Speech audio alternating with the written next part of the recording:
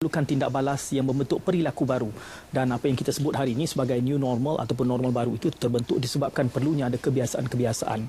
Namun yang perlu kita fahami ada dua realiti di sini. Yang pertamanya realiti sepanjang PKP dan realiti selepas PKP. Di situlah cabaran sebenarnya apabila perlu dicari keseimbangan di antara pengembangan ekonomi dan juga keperluan untuk mengelak daripada COVID-19 ini terus menular. Dan kerana itu kerajaan perlu memilih sektor-sektor secara strategik untuk menentukan bahawa ekonomi masih utuh, masih mampu berkembang tanpa mengakibatkan penularan wabak yang semakin menjalar. Untuk tujuan itu pada malam ini secara spesifiknya bakal kita bicarakan tentang bagaimana sektor pembinaan dan pastinya juga terlibat berkait dengan kluster infrastruktur, kerana sementelahan tetamu yang kami bawakan adalah merupakan Menteri Kanan, Menteri Kerja Raya yang berhormat Datuk Seri Haji Fadilah Haji Yusof bersama menemani pada malam ni. Assalamualaikum Datuk Seri. Waalaikumsalam. Ramadan Mubarak. Ya Karim. Ada yang mengusik, dia kata Datuk Seri kementerian ini sekarang ni tinggal Kementerian Kerja sebab rayanya dah tak ada tahun ini. Itulah agaknya kita tak raya lah tahun ni. Itu antara kerja dulu. Kerja dulu. Itu antara kebiasaan baru yang bakal kita lihat realitinya. Tetapi saya sebutkan tadi perlunya keseimbangan untuk kita terus mengembangkan ekonomi, dan pastinya ramai juga penonton, lebih-lebih lagi mereka yang berada dalam sektor dan kluster ini, sekiranya ingin berinteraksi bersama Yang Berhormat, izinkan saya mengumumkan taliannya 0322829841. Akan kami paparkan taliannya seketika nanti. Selain dari itu, anda juga boleh menonton kami secara live di Facebook, dan di situ pautan persoalan boleh dikemukakan. InsyaAllah di kesempatan ini akan dicuplik persoalan-persoalan yang dikemukakan. Datuk Seri, saya beralih kepada persoalan yang lebih hakiki berkait tentang kementerian ini dan juga kluster infrastruktur seluruhnya.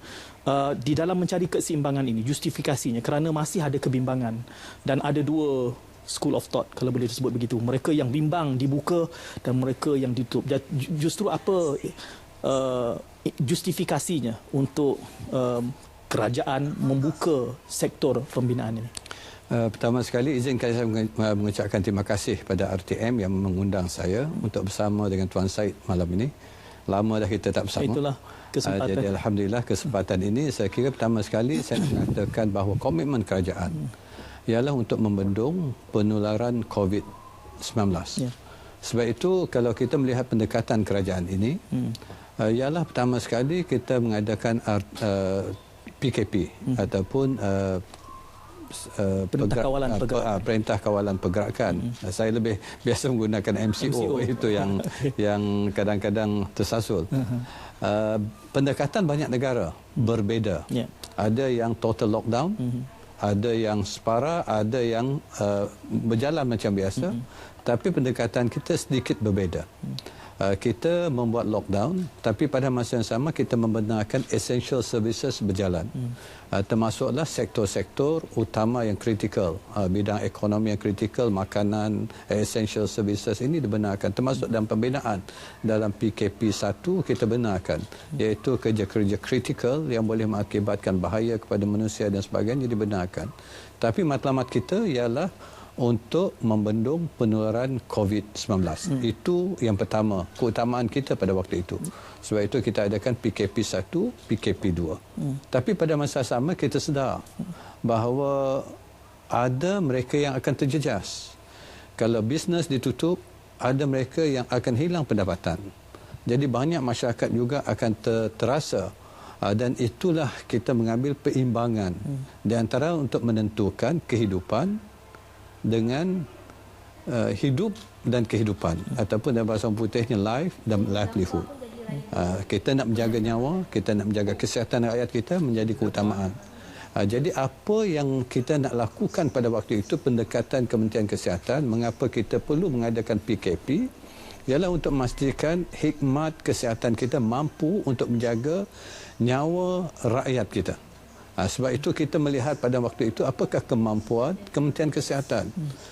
Hospital kita cukupkah tidak kemudahan, dan kalau berlaku penularan yang mendadak, mampukah mereka menjaga nasib rakyat kita dari sudut kesihatan dan nyawa.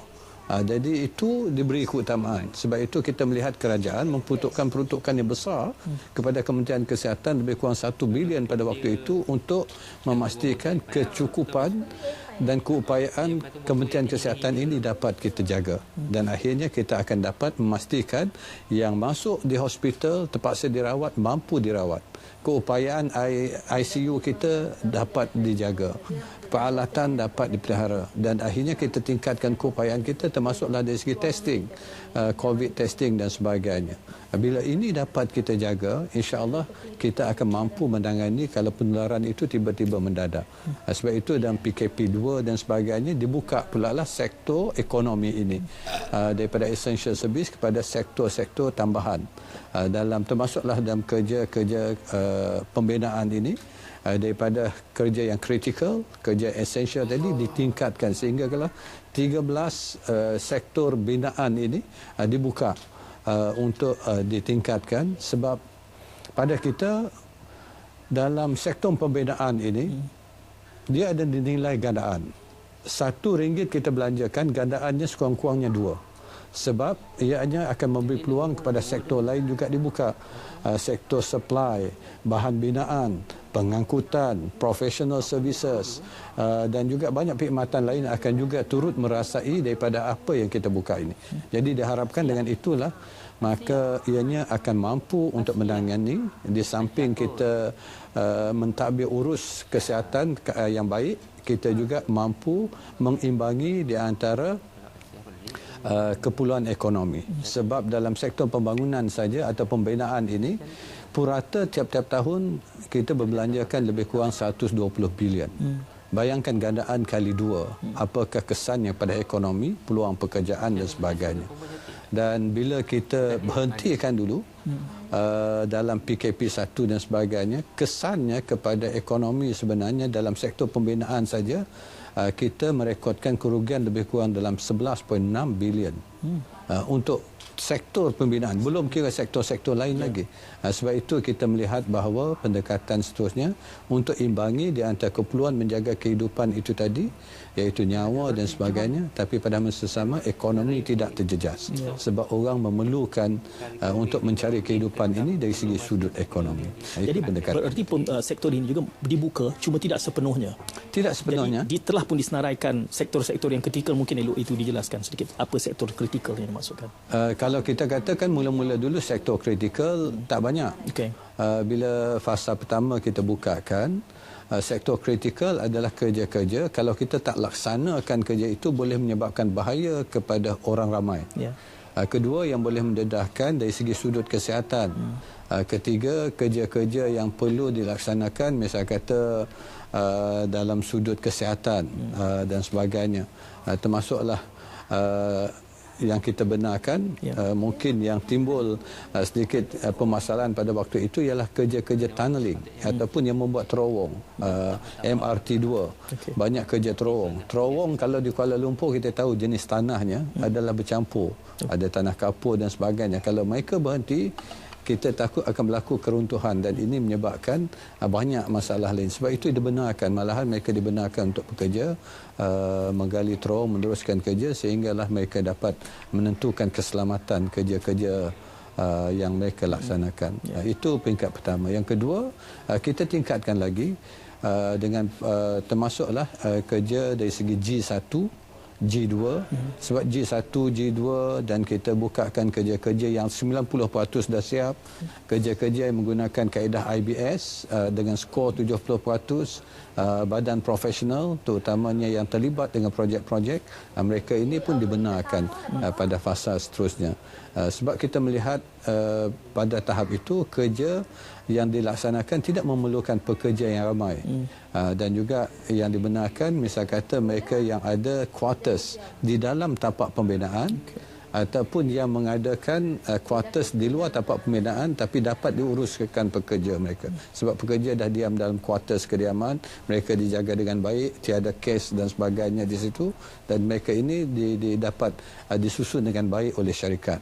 Sebab itu kita benarkan dalam konteks itu yang mudah dan boleh dikawal kalau apa-apa berlaku. Ya, saya yakin kementerian juga sudah pun ada diperdebatkan soal perimeternya, bagaimana nak menentukan sektor-sektornya. Namun saya lihat ada juga isu yang timbul berkait tentang pengecualian yang mana boleh memohon permohonan-permohonan oleh sesetengah pemain industri ini untuk bergerak di dalam tempoh PKP. Itu salah satu SOP yang kita perkenalkan. yang diputuskan oleh peringkat kerajaan dan juga melalui proses MKN dan sebagainya. MITI iaitu Datuk Syed Azmin Ali bukan saja Menteri Kanan MITI tapi juga yang bertanggungjawab kluster ekonomi. Jadi sebab itu bila dibincangkan dalam Economic Action Council, mereka memutuskan untuk banyak membuka sektor-sektor tertentu dalam perkilangan, pembuatan, termasuklah pembinaan. Dan prosesnya ialah mereka perlu memohon dalam online kepada MITI, dan MITI akan menyalurkan pada agensi-agensi yang berkaitan dalam bidang pembinaan, akan disalurkan pada CIDB yang akan memproses dan melihat, memperincikan segala permohonan. Dan kita setakat petang semalam permohonan lebih kurang 30 lebih ribu. Cuma yang diluluskan lebih kurang saya kira dalam 7,000 lebih saja yang diluluskan. Dan banyak yang tidak diluluskan disebabkan tidak memenuhi kriteria yang ditetapkan. Tapi yang lebih penting saya kira ialah bila kita meluluskan pun banyak SOP yang begitu ketat ditetapkan. Termasuklah pekerja-pekerja perlu bila turun kerja mereka paksa melalui saringan suhu badan. Kalau mereka bergejala dipastikan mereka terus dihantar ke klinik dan disediakan hand sanitizer di tempat apa, dan dipastikan tempat kerja, tempat kediaman mereka selalu disanitize. Sudut kebersihan, hygiene ni mesti dijaga. Itu menjadi prasyarat. Dan kita menetapkan SOP ini mesti dipatuhi. Kalau tidak, kita akan pantau. Kita ada tubuhkan badan pemantau daripada CIDB, JKR, KPKT, pihak berkuasa tempatan, dan juga syarikat mesti ada wakil-wakil daripada badan dipanggil OSHA lah, safety officers, dan semuanya kena menjaga supaya SOP ini dipatuhi sepenuhnya. Kalau tidak, mereka boleh diambil tindakan. Apa yang saya katakan dalam postcap kami tadi, amalan, salah satu amalan yang baik ialah penjarakan sosial. Kalau tak jaga penjarakan sosial, penjarakan tu boleh penjarakan, dipenjarakan. Jadi ini salah satu yang saya peringatkan kepada sektor pembinaan. Pastikan SOP ini dipatuhi supaya keadaan pekerjaan selamat, pekerja selamat, dan akhirnya syarikat dapat berjalan dengan kerja yang baik dan tidak menghadapi tindakan untuk ditutup disebabkan ketidakpatuhan kepada SOP. Okey, Datuk Seri, ada banyak soalan berbangkit dari penjelasan yang Datuk Seri berikan. Saya juga ingin mewar-warkan kepada penonton, khususnya mereka yang ingin bertanyakan soalan berkait tentang sektor pembinaan dan juga kluster infrastruktur ini bersama Yang Berhormat Menteri Kanan, Menteri Kerja Raya, 0322829841, dan anda juga boleh manfaatkan berita RTM Facebook. Pautannya di situ, insya-Allah soalan akan sempat kami petik. Kita berehat dahulu dan kita teruskan perbincangan sejurus selepas kita berjeda seketika.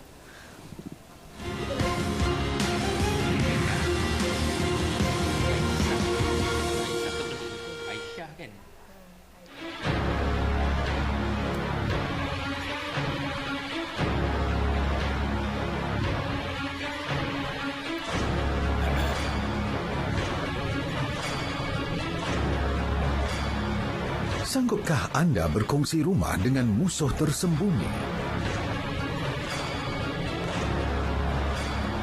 Atau mahukah anda menghalangnya?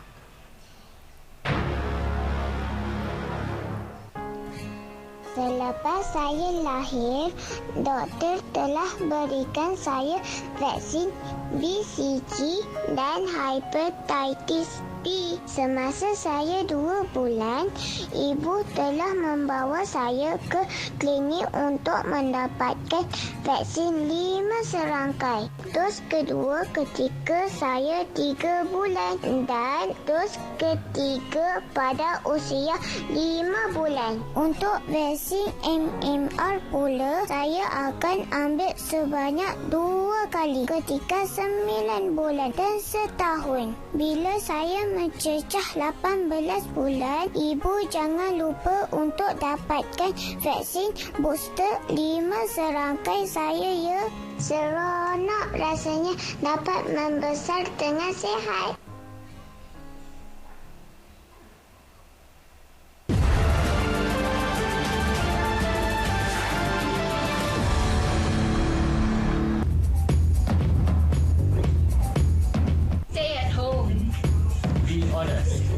your hands.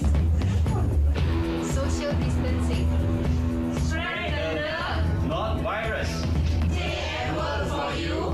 You stay at home for us.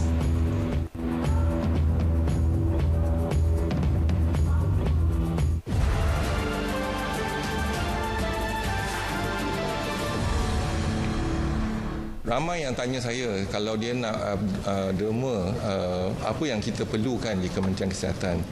Sama-sama menjejar mimpi sama-sama. Penggunaan PPE itu juga telah meningkat daripada 2 hingga 10 kali ganda berbanding dengan keadaan normal. Jadi kita pastikan rangkaian untuk pengagihan itu boleh diperkemaskan daripada masa ke semasa. Sama-sama turunkan lembah sepi. Kalau NGO nak dermalah PPE kat kita. Dirasai.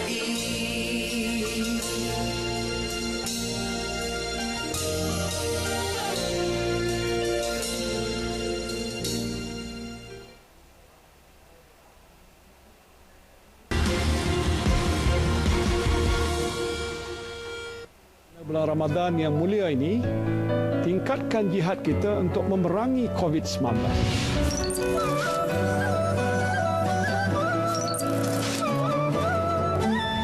Kita masih belum menang dalam perang menentang COVID-19 ini.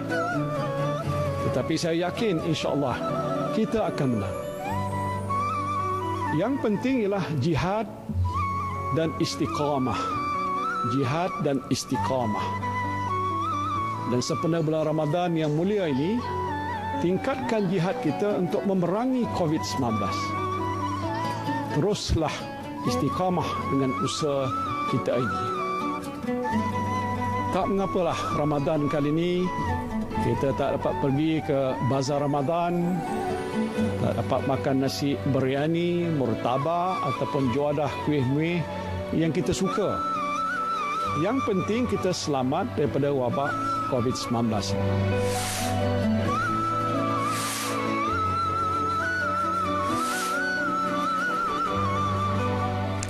Okey, anda sedang mengikuti Bicara Politik Ekonomi.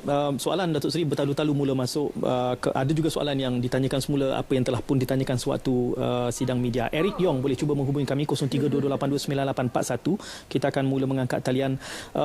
Persoalan yang dikemukakan, Tanusha misalnya bertanya, kerja-kerja baik pulih rumah, perlukah kontraktor kecil untuk memohon MITI ini? Ini soalan yang sangat popular di Facebook Datuk Seri juga. Press conference hari pun ada yang bertanya. Jawapan saya pada waktu itu ialah kalau dia termasuk dalam kategori kontraktor G1 dan G2, dia boleh sebenarnya melaksanakan kerja tapi kena bermohon melalui kaedah yang ditentukan oleh MITI iaitu online. Tapi kita sedar juga ada juga yang maklumkan saya melalui Facebook. Kontraktor ini ada yang tidak berdaftar pun dengan CIDB sebab kerja-kerja terlalu kecil, misalnya repair pipe bocor, ataupun servis aircon dan sebagainya. Some of them memang tak berdaftar pun. Jadi sebab itu kalau ikut perundangan CIDB, siapa-siapa yang dapat projek sebenarnya perlu berdaftar. Tapi kita sedar, sebab itu dibincangkan dalam mesyuarat menteri-menteri di MKN. Bila dibangkitkan, jadi apa yang dicadangkan oleh pihak polis, sebab kita pada waktu itu berada dalam PKP, malahan masa ini pun masih dalam PKP, maknanya sekatan pergerakan. Jadi kena kawal pergerakan. Jadi dia tak nak melepaskan begitu ramai orang, susah polis nak membuat pemantauan dan penguatkuasaan. Jadi apa yang dicadangkan ialah kalau ada kerja-kerja sedemikian, tuan rumah sebenarnya boleh memohon. Jumpa pada balai polis berdekatan, maklumkan polis dan senaraikan nama kontraktor dan perhubungan kontraktor yang akan datang, berapa orang dan sebagainya. Ini boleh terus diteruskan. Tapi kena melalui proses itu, tak payah kepada MITI. Kalau kerja kecil-kecil macam begitulah. Ya, jadi sekaligus menjawab soalan yang dikemukakan oleh Encik Amran sekitar soalan yang sama. Hanapi Wahid bertanya ini soal penghantaran barang yang memerlukan pembekal daripada pembekal kepada kontraktor, sedangkan pembekal itu tidak mendapat kelulusan MITI. Apa garis panduannya? Yang saya nasihatkan ialah mereka kena merayu kepada MITI sebab dia ada proses rayuan. Mungkin dalam permohonan syarikat pembekal itu dia tidak mengemukakan maklumat yang cukup ataupun tepat. Dan bila rayuan ini insya-Allah salurannya MITI akan merujuk balik kepada CIDB. Kalau disahkan mungkin mereka sudah pasti mereka boleh diluluskan. Memang dibenarkan semua downliners itu dalam sudut memberi perkhidmatan kepada sektor pembinaan patut memang boleh diluluskan. Dengan syarat mereka mesti mematuhi semua syarat-syarat yang ditetapkan. Adakah ini antara kes-kes yang Datuk Seri senaraikan tadi yang diluluskan hanya 7,000 sedangkan yang memohon 30? Ya. Ini antaranya. Salah satu ialah tidak mengemukakan maklumat yang lengkap dan cukup untuk diproseskan kelulusan mereka. Jadi rayulah, boleh buat rayuan. Ya. Okey. Lo Yu Loy bertanya tentang COVID test. Perlu dibuat sebelum bermula kerja ataupun boleh pergi buat test bagi pekerja lokal dan pekerja asing? Bagaimana? Perkara ini sebenarnya dah diumumkan oleh Yang Berhormat Datuk Seri Azmin dalam press statement dia. Dalam prasyarat yang ditetapkan ataupun SOP umum boleh bermula kerja. Apa tambahan yang dibuat ialah tawaran oleh Pekeso. Sebab Pekeso membutuhkan 200 juta untuk membantu siapa-siapa yang akan memulakan pekerjaan ini supaya pekerjanya menjalani saringan. Jadi ini adalah sebagai tambahan. Satu yang baik yang ditawarkan pada pekerja-pekerja yang berdaftar dengan Pekeso untuk mereka membuat saringan. Jadi tak perlu tunggu test dulu baru masuk kerja. Yang penting SOP yang kita tetapkan, siapa-siapa yang nak masuk ke tempat kerja mesti melalui saringan suhu badan, ikut kalau ada gejala pergilah ke klinik dan sebagainya supaya dipastikan dia tiada apa-apa jangkitan berhubung kait dengan COVID ini. Okey. Bercakap tentang Pekeso ini, Muhammad Syafiq bertanyakan soal komen beliau bahawa klinik dan Pekeso ini akan makan sampai 2 minggu. Ini kita akan tangani seketika nanti kerana Rosli dari Kedah sudah lama menanti di talian. Kita berikan laluan dahulu. Halo Encik Rosli, Assalamualaikum. Waalaikumsalam Encik. Ya, Encik Rosli ringkas dan padat bersama Menteri. Silakan. Saya satu soalan saya. Silakan. Ya. Satu soalan saya ni senang tentang projek Kerja Raya kan, projek mega-mega yang besar ni. Ya. Kalau boleh kita nak bangunkan projek untuk Bumi Putera kan, boleh yang boleh membuatkan satu bidang macam membuat satu bidang bahan mentah yang banyak terdapat di Malaysia kan, terutama contohnya macam batu bata kan, batu bata ke macam apa-apa yang kita share sekali dengan syarikat kerjaan. Kita bagi peluang pada Bumi Putera yang baru nak belajar ni buat syarikat macam kecil-kecilan ni, support tu kerjaan. Nanti lagi satu ekonomi orang Melayu akan meningkat lah. Selama ni kita beri ke syarikat-syarikat besar kan, yang bukan dimonopoli oleh orang Melayu. Hari ni bahan mentah tu macam pasir-pasir sungai ke, batu bata ke kan, kita share sekali dengan syarikat mega-mega ni. Baik. Okey, Cik Rosli. Itulah dalam bidang ekonomi. Baik, terima kasih Cik Rosli. Kita berikan sama-sama. Ya, itu cadangan daripada Cik Rosli. Cik Rosli, untuk makluman sebenarnya di bawah usaha melalui CIDB. Dan juga di bawah kementerian sekarang ini, di bawah Kementerian Pembangunan Usahawan. Dulu kita ada bahagian pembangunan usahawan Bumi Putera di bawah Kementerian Kerja Raya yang sekarang ini dah dipindahkan kepada Kementerian Pembangunan Usahawan. Tapi CIDB bekerjasama erat dengan mereka.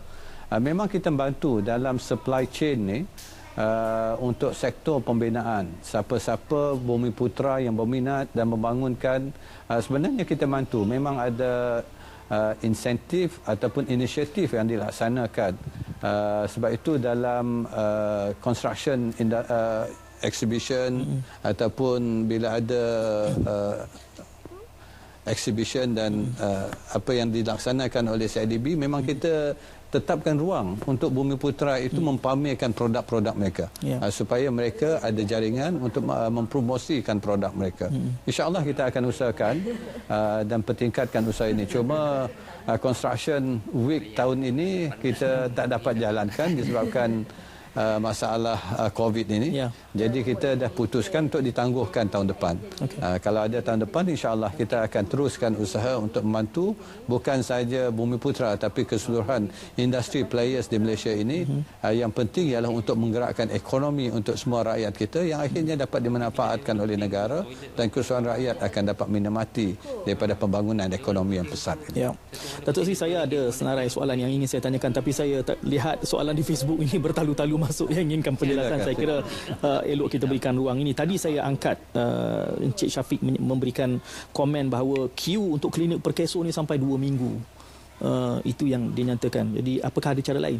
Dalam perbincangan kita di MKN ataupun Mesyuarat Jawatankuasa Menteri berhubung kait dengan MCO ini, kita dah memberi pandangan kepada Kementerian Sumber Manusia untuk beberapa kaedah ataupun pendekatan. Kalau mereka nak laksanakan, pekerja boleh pergi ke klinik-klinik. Ataupun salah satu lagi, panel klinik tu, doktor datang ke tapak pembinaan ataupun datang ke kilang-kilang dan sebagainya, membuat saringan di sana kepada mereka yang berdaftar dengan perkeso. Kalau itu dapat dilaksanakan, saya kira mungkin lebih banyak membantu mempercepatkan proses. Panel dia sebenarnya saya maklumkan agak ramai. Saya tak tahu, mungkin ada yang bertumpu lebih kepada klinik yang dekat dengan mereka. Mungkin klinik-klinik pelayanan yang lain mungkin tak begitu ramai. Jadi kena carilah, kena bincang dengan perkeso. Saya akan suarakan lagi pada perkeso untuk menangani apa saja keluhan daripada masyarakat kita. Sekitar soalan yang hampir sama, tetapi Eric Yong secara spesifik bertanya, pekerja tempatan mesti buat testing, pekerja asing? Semua sebenarnya. Asalkan mereka, kalau untuk perkeso, inisiatif daripada perkeso ini ialah mereka yang berdaftar dengan perkeso. Maknanya dia buat subscription dengan perkeso, itu akan diberi keutamaan kepada perkeso. Jadi kalau tak berdaftar, sama ada warga asing, pekerja asing ataupun pekerja tempatan, mereka tak akan dapat manfaat ini.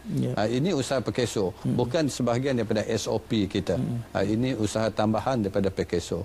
Usaha SOP ditetapkan oleh MITI ialah malahan diputuskan di peringkat Kementerian Kesihatan pun, saringan ataupun test COVID ini mengikut World Health Organization punya standard ialah hanya dites kepada mereka yang ada gejala.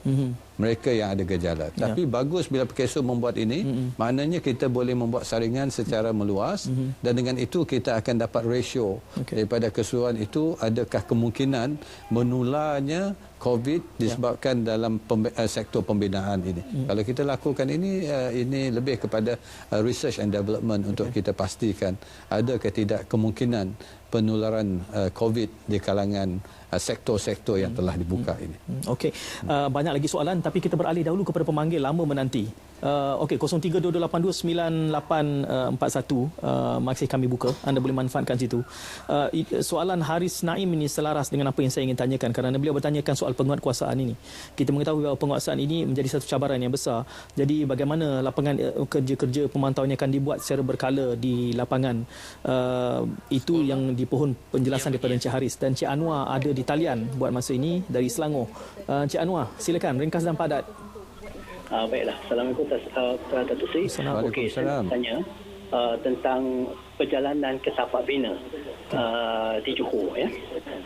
Perlu tak setelah kita buat dapat kelulusan dan dah buat saringan, perlu tak kita mendapatkan surat kelulusan melintasi daerah daripada polis? Dari mana ke mana? Daripada Selangor ke Johor. Kalau untuk pergerakan, pihak KDN sudah memperkenalkan MyGerak tu kan. Tapi ini hanya akan dapat dilaksanakan bulan 5. Kalau nak bergerak sebelum bulan 5 ini, saudara kena pergi ke balai polis terdekat, tunjukkan surat kelulusan kepada pihak polis untuk mendapat kelulusan perjalanan antara negeri. Interstate pergerakan daripada Selangor sehinggalah ke tapak yang dituju, iaitu di Johor. Kena mohon kepada polis. Okey, Encik Anwar. Okey, terima kasih Encik Anwar. Okey, saya kira itu soalan senada dengan apa yang ingin ditanyakan oleh Encik Syazwan Tarmizi, soalan yang sama, pergerakan pekerja rentas negeri. Jadi kita akan berehat seketika, selepas itu nanti saya akan mula mencuplik cadangan soalan daripada Encik Haris Naim seketika tadi. Namun begitu kami masih cuba menangani persoalan nampaknya bertalu-talu malam ni, Datuk Seri. Datuk Seri harap sabar sikit. Kita panas talian kita ni pada malam ni. Kita berjeda terlebih dahulu dan kembali secara selepas ini.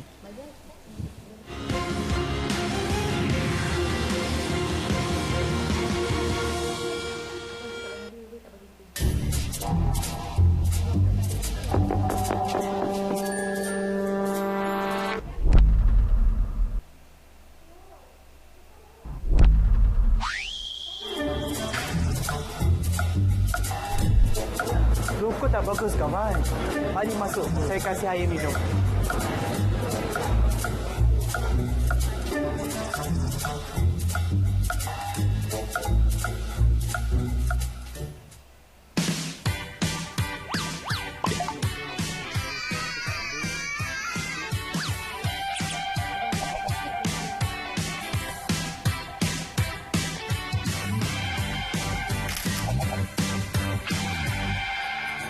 Inilah senario yang berlaku sekarang.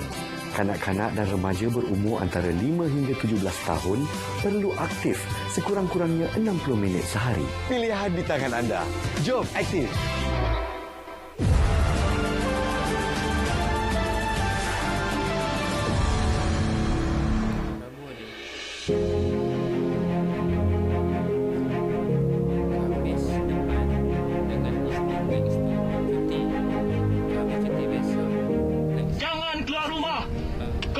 Sedang melanda negara kita. Tapi ada lagi yang main-main. Dinasihatkan untuk sentiasa berada dalam rumah.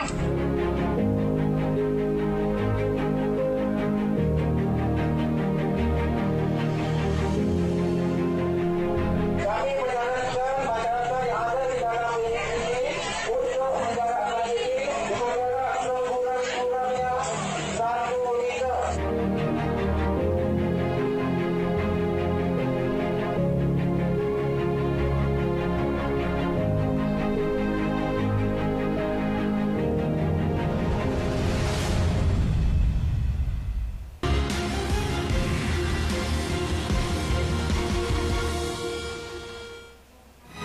Langkah-langkah yang kita ambil hendaklah diteruskan sampai ke satu masa di mana kita yakin wabak COVID-19 dapat dibendung sepenuhnya.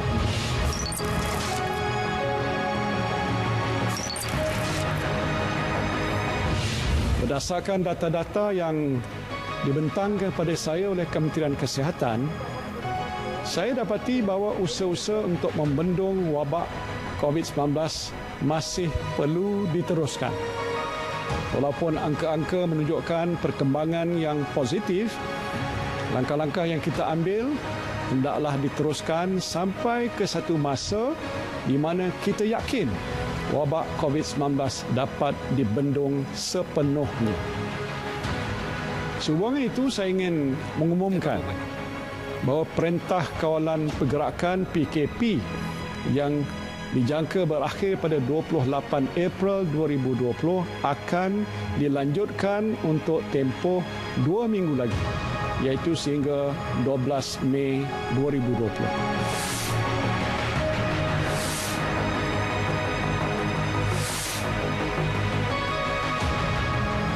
Okey, bicara politik ekonomi pada malam ini, banyak sekali soalan syarat di Facebook. Bahkan ada yang minta sambung bagi 2 jam rancangan pada malam ini, Datuk Seri. Semua saya berbincang dengan Datuk Seri tadi, komitmen kita pada malam ini. Anda boleh terus bertanya soalan. Sekiranya belum dijawab, maka pihak PR Kementerian akan tangani di laman ini untuk menjawab spesifik. Ya, kita akan respon di sini nanti. Jadi anda boleh teruskan tanya. Mungkin kami tak sempat untuk menangani kesemuanya dalam tempoh 24 minit yang berbaki ini. Jadi teruskan bertanya di situ. Selain daripada talian yang masih kami buka 0322829841, Eric Yong ni banyak sangat soalan dia. Jadi kalau Eric Yong dapat tembus talian kita ni, silakan. Cuma harus diringkaskan juga. Tapi boleh juga bertanya di sini ya. Haris Naim tadi bertanya soal penguatkuasaan, bagaimana ia dilakukan nanti? Apakah berkala? Apa bentuknya? Saya juga tergambar cabaran yang dihadapi oleh kementerian. Dalam kluster infra kita yang terdiri pada Kementerian Perumahan dan Kerajaan Tempatan, kita ada Kementerian Luar Bandar, Kementerian Air dan Alam Sekitar, Kementerian Pengangkutan, dan kita juga jemput Kementerian Wilayah datang untuk kita berbincang dalam sudut penguatkuasaan. Mesti juga berada dalam jawatan kuasa kita. Dan apa yang kita dah tubuhkan ialah jawatan kuasa khas, iaitu jawatan kuasa pemantau dan penguatkuasaan yang diketuai oleh CIDB. Dan CIDB di peringkat negeri pun sudah lantik setiap pegawai-pegawai mereka. Dan bersama dengan CIDB ialah JKR. Dan JKR kita ada di setiap daerah sekalipun. Di mana ada anggota lebih kurang hampir 8,000 JKR. Dan KPKT, setiap negeri dia ada local council. Ataupun pihak berkuasa tempatan. Dan mereka juga akan memainkan peranan. Di samping itu kita ada di bawah Kementerian Sumber Manusia, iaitu DOSH, Department of Safety and Health.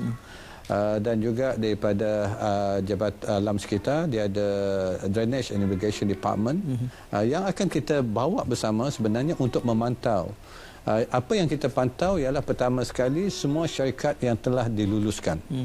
Syarikat yang diluluskan kita akan membuat spot check untuk memastikan bahawa mereka akan melaksanakan segala SOP yang telah ditetapkan. Itu pertama. Yang kedua, pemantauan kita ialah kepada syarikat yang mohon tapi gagal. Kita tak mahu nanti bila gagal dia membuat juga operasi, memulakan operasi. Jadi ini pun akan kita pantau. 30,000 tu. Ramai. Tapi kita insya-Allah setiap bahagian kita ada. Dan pada masa sama pendekatan ialah kita adakan talian khas di mana kita sediakan talian ini supaya orang ramai boleh membuat aduan.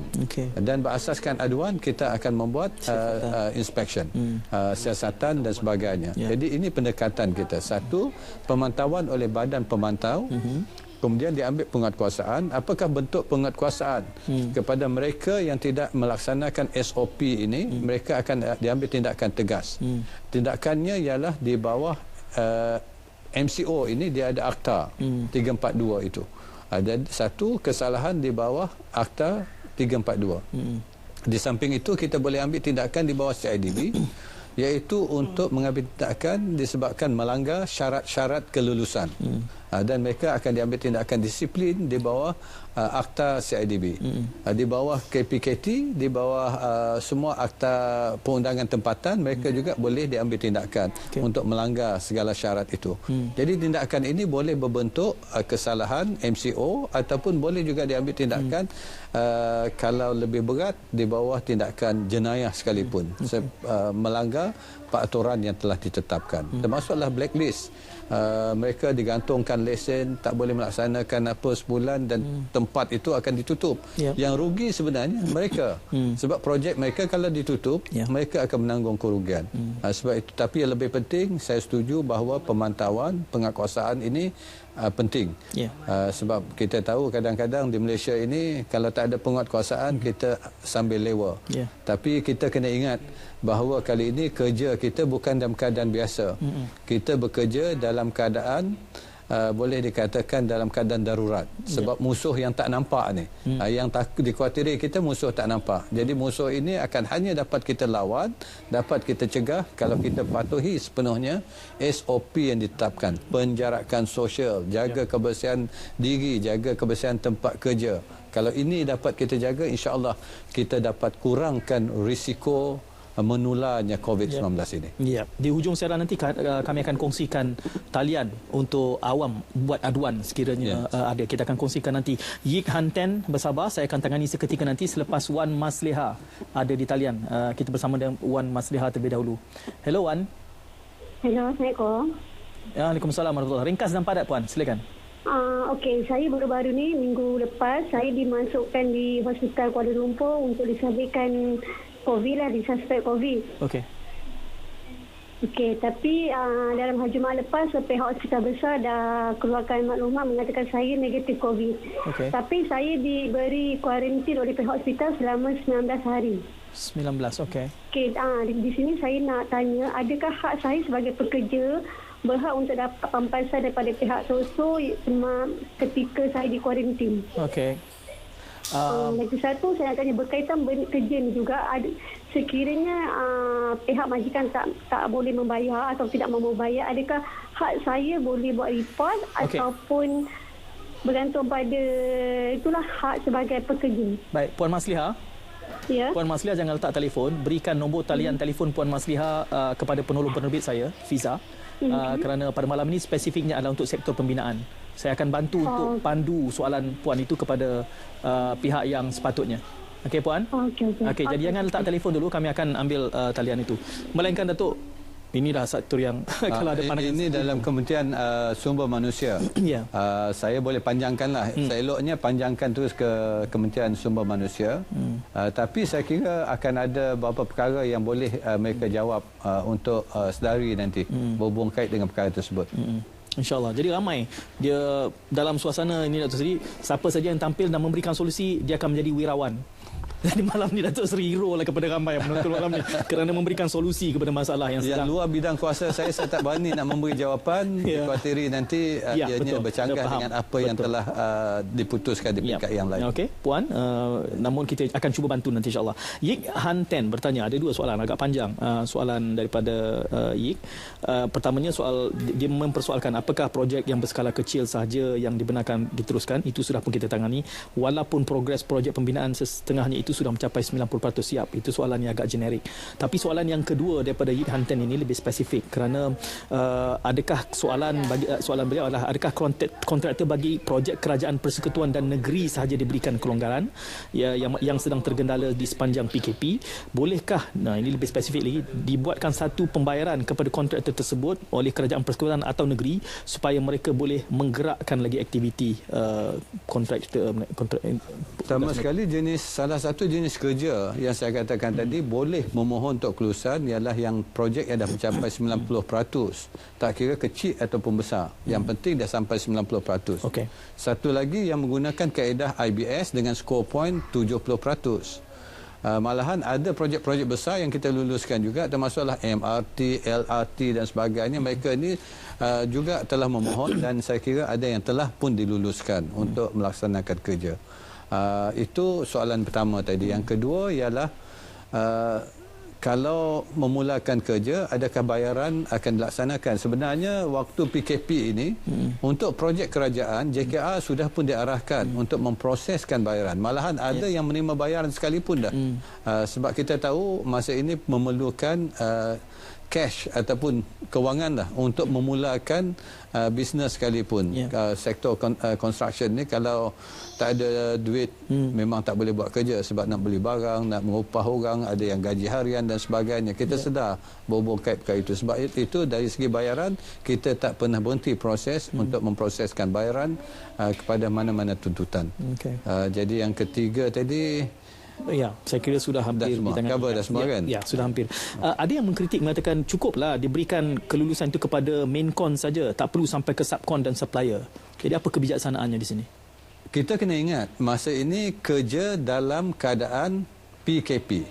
PKP itu maknanya kawalan pergerakan.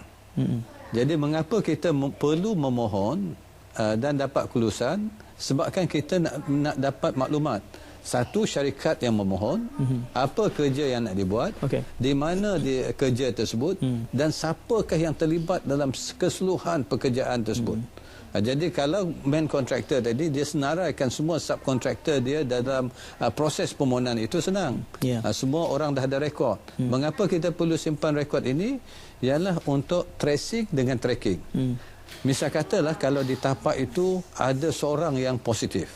Maknanya kita kena cari keseluruhan orang yang ada kontak dengan seorang itu. Jadi mudah. Jadi maknanya tindakan yang kita ambil dengan adanya rekod, kita tahu inilah orang-orangnya, ini nombor perhubungan, di mana dia tinggal, dan tindakan diambil oleh Kementerian Kesihatan lebih mudah untuk mengesan the close contact ataupun mereka yang telah ada kontak dengan orang yang positif.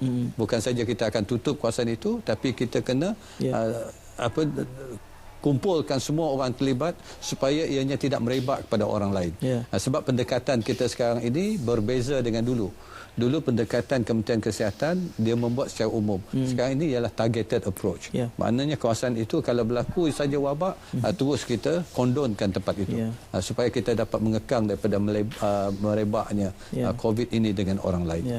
Datuk Seri, saya bayangkan beban untuk mengawal butiran dan eceran daripada apa juga yang sedang dilakukan ini, termasuk ini 30,000 yang memohon, mereka akan merayu pula. Itu baru permohonan, belum mengambil kira projek, belum mengambil kira pekerjanya. Dan ini suatu realiti normal baru yang kita perlu tangani dalam tempoh PKP. Kita boleh membayangkan sejurus usai PKP, ia tidak akan terus dibuka sewenang-wenangnya begitu. Berarti kerana ada juga yang bertanya, adakah semua SOP ini hanya terpakai dalam tempoh PKP ataupun nanti bagaimana nak dibubarkan pasca PKP? Sebab itu di peringkat jawatankuasa menteri-menteri berhubung kait dengan MCO ini, ini yang sebenarnya dibincangkan setiap hari. Iaitu apakah SOP, bagaimana keadaan waktu PKP dan bagaimana cara kita nak bukakan bisnes selepas PKP. Tapi kita kena ingat, dalam norma baru ini, COVID-19 ini belum ada lagi vaksin. Sehingga vaksin ditemui, kita akan hidup dalam keadaan norma baru ini. Maknanya kita kena sentiasa ikuti segala SOP yang sediakan. Penjarakan sosial, jaga kebersihan diri, bersihkan tempat kerja, tempat kediaman, semuanya perlu dijaga. Hanya dengan itu kita dapat mengawal merebaknya COVID-19. Kita tak boleh kata COVID-19 ini akan terhenti. Dia tak ada selagi vaksin itu tak wujud. Kita kena kekalkan keadaan ini. Sebab itu walaupun pasca MCO nanti kalau kita dilonggarkan, kita mesti perlu penjarakan sosial. Perlu jaga kebersihan. Itu saja kepastian yang dapat memastikan bahawa kita akan dapat kembali hidup dalam normal, tapi dalam nilai norma yang bukan biasa, tapi keadaan norma yang baru ini. Ini yang kehidupan kita, sehinggalah dijangkakan kalau ikut Datuk Hisham, Ketua Pengarah Kesihatan, jangkaannya paling cepat tahun depan baru dapat vaksin. Jadi maknanya kita akan terus hidup dalam keadaan begini walaupun dah dilonggarkan. Maknanya kita latihlah, biasakan diri kita dengan norma yang baru ini. Kita juga tidak boleh mengambil enteng kerana kita melihat pengalaman negara-negara yang mula melonggarkan, kes positif mereka semakin mendadak meningkat. Jadi kita pelajar daripada senario itu. Kita berehat seketika, kembali selepas ini melihat keseimbangan antara soalan di Facebook dan juga persoalan-persoalan yang akan kami tangani nanti. Jangan ke mana-mana.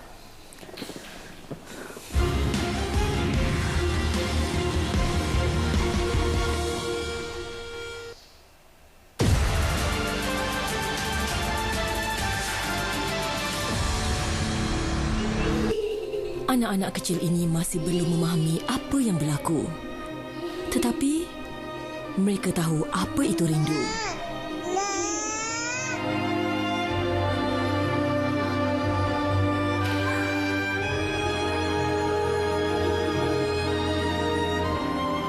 Hati ibu bapa mana yang tak terusik? Namun, demi tugas dan tanggungjawab kepada negara, segalanya dikorbankan.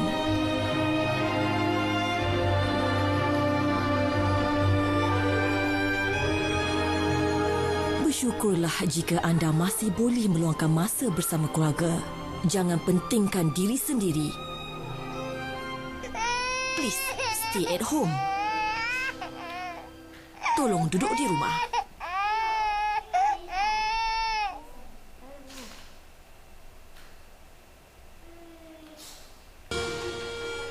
Okey, kita ada sekitar 7-8 minit sahaja berbaki untuk malam ini. Namun seperti mana yang saya maklumkan tadi Datuk Seri, dan telah pun mendapat endorsement persetujuan Datuk Seri, insyaAllah kesempatan pada malam ini, saya juga maklum Facebook Datuk Seri syarat dengan soalan-soalan yang hampir sama, tetapi kita bertujuan untuk memberikan penjelasan seluas-luasnya kepada penonton pada malam ini. Jadi meskipun kami tidak sempat untuk menangani persoalan yang tuan-tuan kemukakan di Facebook, insyaAllah pasukan daripada KKM akan memberikan jawapan balasnya di sini. Kebanyakannya berulang-ulang. KKM KKR akan menangani persoalan ini di sini, ya, di Facebook Berita RTM ini. Jadi anda boleh terus bertanya soalan meskipun kita ada sekitar 7-8 minit begitu. Dan kebanyakan soalannya berulang-ulang dan ada juga soalan yang baru masuk telah pun dijawab tadi. Jadi anda boleh menonton semula kerana ianya boleh dilihat semula di Facebook. Ada soalan yang agak spesifik sini. Atra Syukur bertanyakan tentang penjelasan terhadap kerja-kerja yang tidak disempurnakan, kerana pada hemat beliau sekiranya kelulusan MITI diberikan untuk kerja-kerja yang tidak disempurnakan yang boleh mendatangkan bahaya, adakah bermaksud boleh menjalankan kerja-kerja normal yang lain dalam pembinaan seperti concrete extraction, sheet pile dan sebagainya ini? Apa kefahaman daripada kerja-kerja yang tidak disempurnakan yang boleh mendatangkan bahaya ini? Dia beberapa perkara lah. Yang penting kalau mereka nak melaksanakan, dia kena memohon dan dapat kelulusan. Jadi dapat kelulusan, dia kena specify lah apa bentuk kerja. Tapi yang kerja-kerja yang boleh mendatangkan bahaya, peringkat awal dulu bila kita nyatakan, misal katalah orang tengah buat kerja, tiba-tiba PKP. Benda tu belum ditutup. Kalau kita membuat jambatan ataupun flyover, benda yang tak ditutup ni, kalau tak ditutup, ianya boleh menyebabkan kena ribut, kena apa, boleh jatuh dan membahayakan orang yang melalui kawasan tu. Itu sebahagian contoh. Ataupun kerja kadang-kadang buat renovation rumah ni, bangunan, baru separuh buat atap kena MCO. Kalau tak ditutup, sudah pasti rumah itu nanti dipenuhi air dan sebagainya. Ini sebahagian kerja-kerja yang dikira yang boleh mendatangkan kesan ataupun bahaya kepada bukan saja orang ramai, tapi dari segi sudut kesihatan dan sebagainya. Inilah benda-benda yang saya kira boleh dibenarkan. Itu pada peringkat awal. Sekarang ni dah PKP 3, 4 ni dah tak ada lagi benda tu sebab dah dijalankan dulu. Tapi mereka boleh memohon dah terus kepada MITI untuk perkara-perkara tersebut.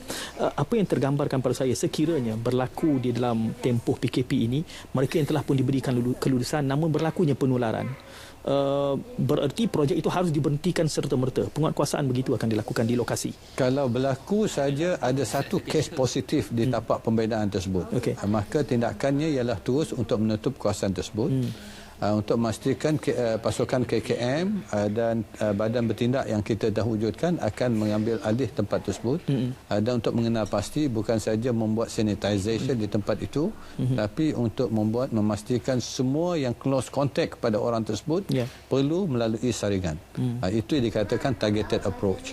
Ini yang salah satu SOP diwujudkan oleh KKM. Yang perlu kita patuhi, dan hanya akan boleh dibuka atas arahan dan keputusan yang ditentukan oleh KKM, bukan ditentukan oleh CIDB ataupun MITI. Masa itu KKM akan mengambil alih tapak projek tersebut. Ataupun di mana-mana sajalah yang diluluskan di bawah permohonan MITI. Kalau kilanglah, terpaksa ditutup. Sebab itu penting saya ingatkan tadi, untuk mereka yang memohon ini, tuan punya bisnes itu patuhi segala SOP supaya mengelakkan berlakunya penutupan. Ini boleh menjejaskan mereka sendiri di samping menjejaskan nyawa, kesihatan pekerja mereka dan keseluruhan masyarakat yang berada di sekeliling itu. Pada waktu yang sama ada juga yang bertanya tentang hotline KKR ini. Kita kongsikan buat masa ini dan akan dikongsikan sekali lagi. Sedang kami paparkan ini talian hotline KKR. Anda boleh manfaatkan ini dan termasuk ini untuk mengadu. Untuk mengadu. Awam juga mengadu sekiranya ada projek-projek yang muskil. Yang tidak mematuhi SOP dan sebagainya, hubunglah nombor yang nanti kita akan kongsikan sekali lagi insyaAllah di hujung rancangan ini. Brian Charlie bertanyakan tentang soal lesennya yang bakal tamat tempoh pada Jun, yang beliau pohon pada Januari ini. Jadi dalam tempoh PKP ini apa panduannya dalam konteks pelesenan ini semua? Sebenarnya kita dah memberi kemudahan. Tapi untuk permohonan sebenarnya boleh membuat online. Tapi kalau ada permasalahan dan sebagainya, bolehlah berhubung terus dengan CIDB untuk menyatakan. Dan kita sebenarnya bagi kelonggaran berhubung kait dengan renewal of license dan banyak perkara-perkara lain lah. Jadi mereka boleh berhubung terus dengan CIDB. Apa saja kemuskilan berhubung kait dengan pelesenan ataupun apa saja yang berhubung kait dengan construction industry ini, berhubung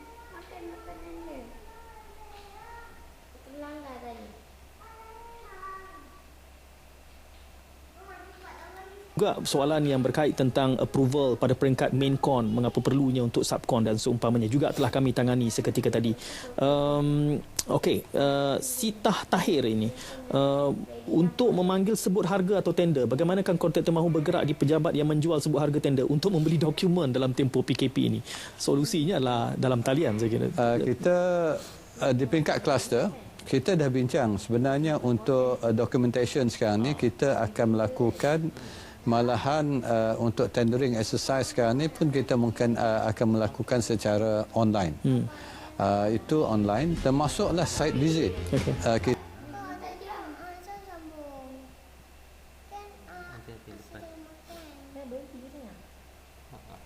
Kita akan menggunakan kaedah yang baru. InsyaAllah Jumaat ini di bawah kluster kita Kementerian Luar Bandar, apa yang mereka lakukan cabutan undi secara online. Maknanya cabutan undi akan dilaksanakan di pejabat Kementerian Luar Bandar dan mereka akan paparkan kepada siapa-siapa. Mainlah, bapa nak tengok saya main.